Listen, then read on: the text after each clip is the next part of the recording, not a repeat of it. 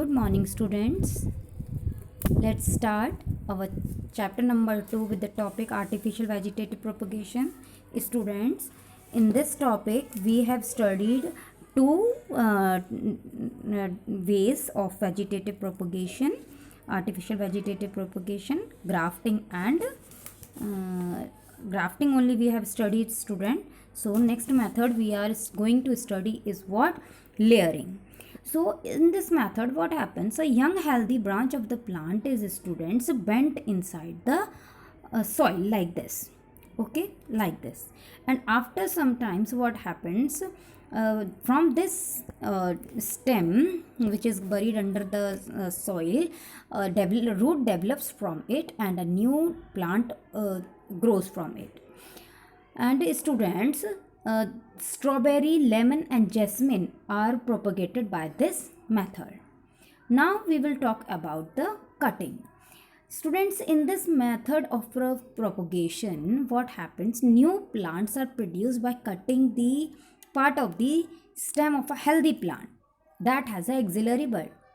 This stem cutting is then planted in the moist soil. After some days, what happens? Root develops and new leaves develop from the buds present at the upper end. What? To form a new plant. Okay.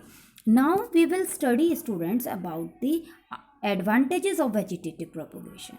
What happens? Students, in this vegetative propagation, students, is the only means of asexual reproduction in this species, which are seedless and which usually do not produce viable seeds.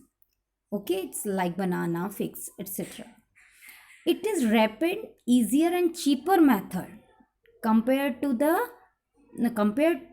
production of seeds, plants by the seeds. Students, plants raised through this propagation are exactly like the parent plant. Those from seeds show some variations due to the fusion of two gametes of different varieties. That is why vegetative propagation, okay, by vegetative propagation, selected varieties of various plants can be maintained without losing their desirable characters. Next, improved varieties of ornamental plants and fruit trees can be multiplied by this method easily. Students, there are some disadvantages also of this propagation, vegetative propagation. What is that? That it does not produce new varieties, because the varieties which are developed are like what? Just like parent variety. As the offspring have same features as their parents, they are prone to the same infection. Understood? Which can result in what? The destruction of the crops. It may lead to overcrowding also, because there is very little chance of dispersal taking place. Now students, we will talk something about the tissue culture method. What is that? Student, tissue culture is a technique of raising new plants. Understood? What?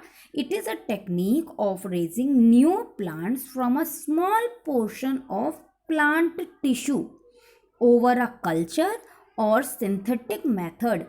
Under what condition? Sterilized condition. For a plant, synthetic medium plays a very important role. Understood? And it contains what? Various nutrients and plant hormones. What? Hormones are what? Plant hormones are what? Chemicals that help the plant, that help in growth of the plants. Okay. Now, what are the methods of tissue culture? Students, plant tissue culture involves these methods. First of all, just I will, before that I will show you the diagram. I will show you the diagram, students. Just to have a look on the diagram.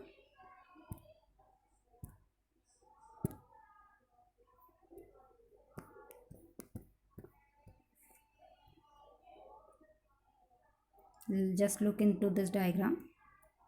Diagrammatic representation of tissue culture method. Okay, now I will tell you this explanation. Students, plant tissue culture involves these following steps. First of all, small piece of plant tissue is taken from the growing tip of the plant, such as the tip of the root, or we can take from the tip of the shoot. Now, this tissue is then transferred to a test tube containing what? Suitable nutrient medium under sterile condition. Okay, and this medium what contains plant hormones, and I have told you what are the plant hormones, chemicals that help in the growth of the plant. Okay, now due to presence of plant hormones, the tissue divides and forms an what? Undifferentiated mass of cell. What is that called? That is called callus. Okay, the callus differentiates into plantlets. Now these plantlets are transferred into pots or soil to grow and attain what? Maturity. Clear? Now, what are the advantages of this tissue culture? Students, tissue culture is a scientific method. Okay, in which what happens, plant cells can be induced to divide and grow into a complete new plant. Okay, now students, what are the advantages? We will see the advantages of this tissue culture. First of all, it allows rapid multiplication. A large number of plants can be developed in a short period of time. Next, little space only is needed for growing this tissue culture. Okay, in a test tube only we are doing that. The propagation of tissue culture can be carried out throughout the year, irrespective of seasons.